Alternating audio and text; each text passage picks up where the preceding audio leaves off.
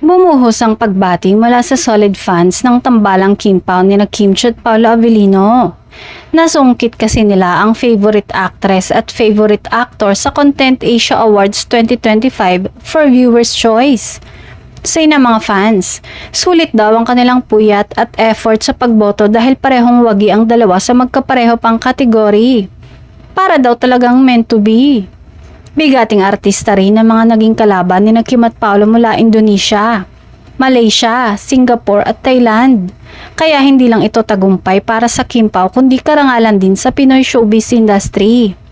Talagang deserve nila ang award dahil hindi rin naman matatawaran ng suporta ng mga fans sa kanilang tambalan.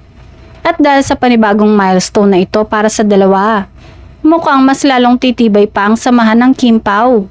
Abangan na lang kung hanggang saan hahantong ang kilig fever ng dalawa. Parehong inialay ni Kim at Paolo ang kanilang panalo sa mga masusugid na tagahanga na walang sawang sumuporta at bumoto para sa kanila online. Ipinakita nito ang matibay na suporta ng fans hindi lang sa bansa kundi maging sa iba't ibang panig ng mundo.